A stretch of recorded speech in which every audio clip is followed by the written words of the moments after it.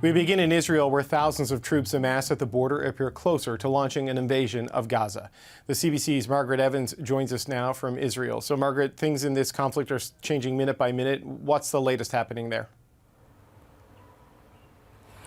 Well, David, there was earlier a really intense bombardment of the Gaza Strip just in the last 30 to 40 minutes. It seems to have slowed down a little bit, but it was very sustained all evening long. We're in Jerusalem.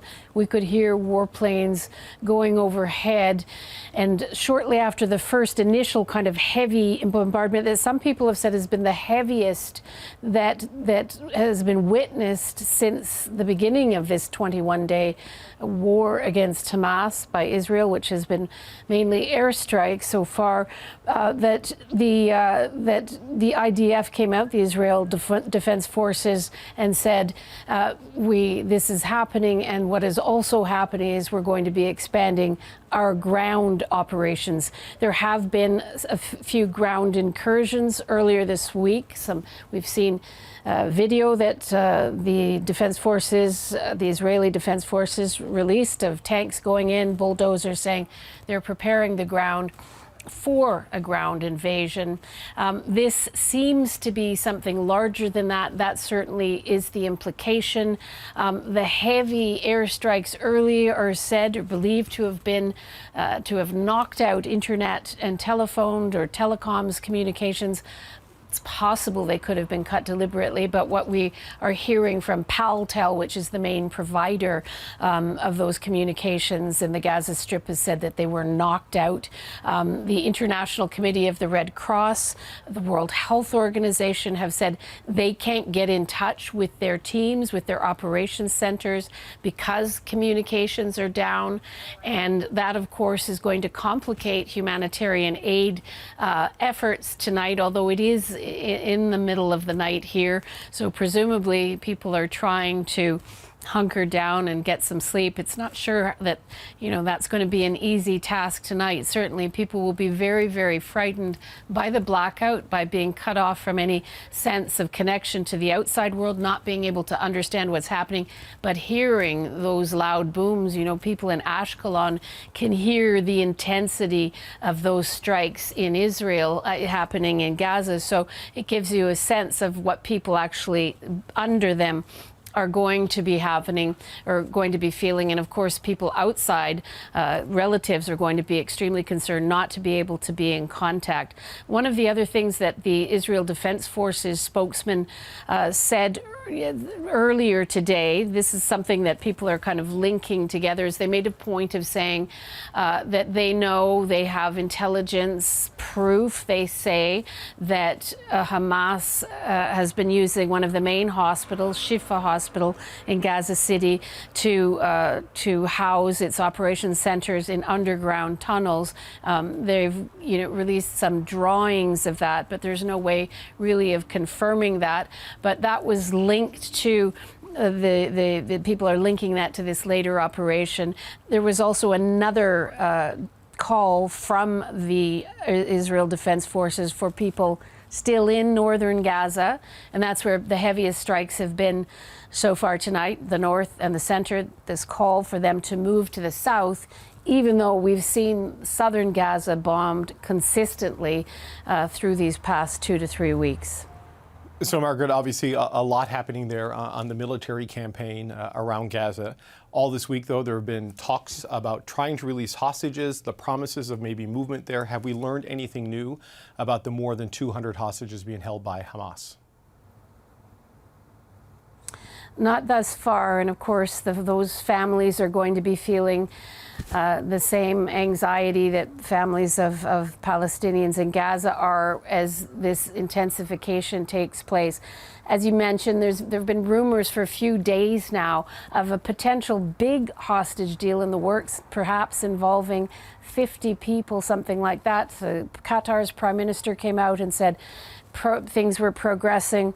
The Israeli Defense Forces spokesman today said quite clearly in his briefing, don't believe rumors. That was a message to Israeli people. He talked about Hamas being quite capable or likely to engage in psychological warfare.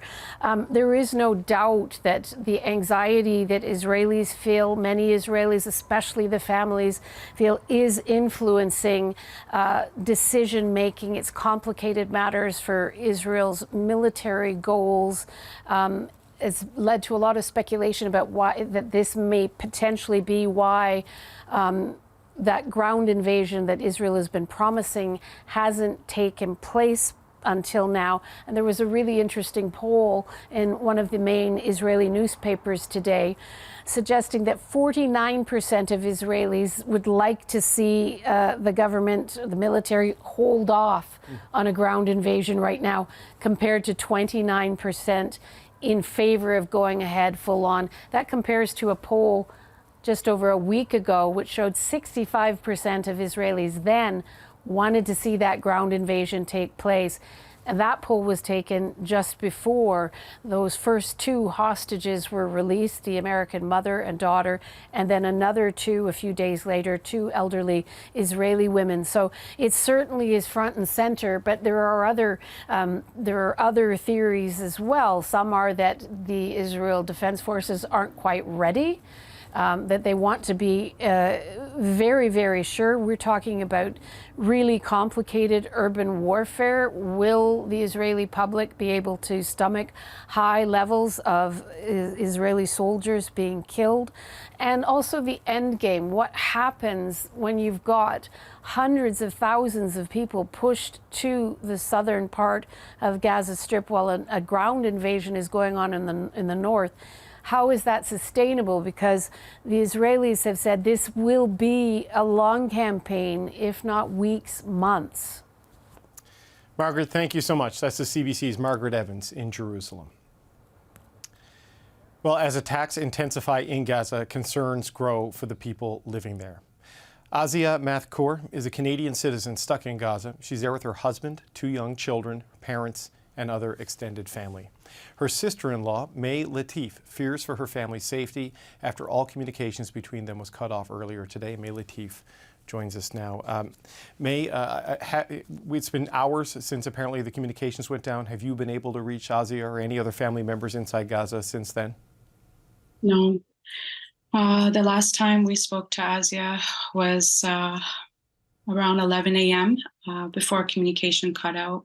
She informed me, just simply, she wrote, "I'm okay," and that her and her daughter were sick. They were vomiting nonstop. And approximately 45 minutes or so after that, people we know, Canadians who live here, who have family in Gaza, started to reach out and ask us if we've heard from family members saying that, the phones are completely off. And that's when we started to, make our phone calls and trying to look for news because the Palestinian news was also shut down. We found news in nearby countries like Egypt that notified us that phone lines and internet lines were completely severed. So when you had contact with her, I know she said she was okay, but okay, I guess, means different things in Gaza right now than okay means, here in Ottawa, for example. So what is her condition? Like, how are they finding shelter and food and refuge right now? So her okay is just to kind of make us feel a little bit better. She knows that we're also sitting on edge. She was able to send us a few voice notes. It was hard to speak over the phone. They're about 20 seconds each, just telling us a little bit about what they're eating. We know that they're eating canned food at the moment, no running water still. So they have a supply of some water that comes in buckets. We don't know if it's clean. So, the situation was pretty bad when we spoke in the morning. We keep trying to get their hopes up high, but now, this experience has been really eye-opening, just seeing humans being able to survive with little to nothing. But I can't imagine right now what they're experiencing completely in the dark. We also don't know if they're okay. So I'm sitting on edge right now as I speak to you. They are in the Rafah area. which we know didn't experience as heavy as a bombardment as the central Gaza and north area, but there still was bombs that went there, and we don't know how they are right now. We've got a photo of Azia and her family on the screen, or we just have one up there. There's a little boy and a little girl there. How old are they, and what are their names? So the little girl, her name is Salma, and she's 2, and the boy is 5, and his name is Salam. And actually, both their names mean peace in Arabic. It's very interesting to say that right now. But the 2-year-old, I know she was very sick. She's been vomiting. They don't have access to diapers. I'm not quite sure what they do in that situation. We don't have enough. We didn't have enough access to ask them these type of questions, and now we have no access to them whatsoever. So they're trying to make do. She tells me her children try to play. They try to kind of make it work, but. You're living this, right? Minute by minute. What has it been like for you today? Like, I guess knowing is hard. I obviously have nobody in Gaza, but I feel like not knowing must be worse. I mean, how is it right now watching the news about the escalation and advisors to the Prime Minister Netanyahu saying Hamas will feel our wrath tonight? I mean, how are you feeling with all of this happening right now? Well, when I hear such words, all I can think of is Palestinians are going to feel the wrath and are feeling the wrath, right? It's a very highly dense area, and it's quite small. So you can't differentiate Hamas experiencing the wrath from the population because the bombs are going everywhere. How am I feeling? There's terror running through my body. I'm trying to stay as stable as possible. And I'm trying to keep hoping that within the next couple hours, something's going to change. We're going to hear from them. But we also know that there's a possible land invasion going to happen soon. So I don't know. I don't know what to tell you. I'm lost for words. We're all on edge. When we were communicating with them, it helps us feel like we're doing something, like we're supporting them, almost like we're there with them, although it's uncomparable to what their experience is, but we can share some of their pain. Right now, they're in the dark and we're in the dark about what they're experiencing. And so, we keep getting images, and I know that I'm experiencing like possibilities and trying to kind of just shove it down and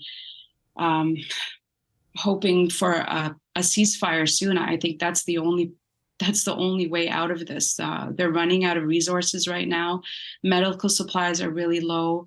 Asya had informed me actually something quite horrifying yesterday, that the street actually smelled like death because they can't remove all the bodies. A lot of the bodies are under the rubble. So they're already in a horrifying apocalyptic type of environment.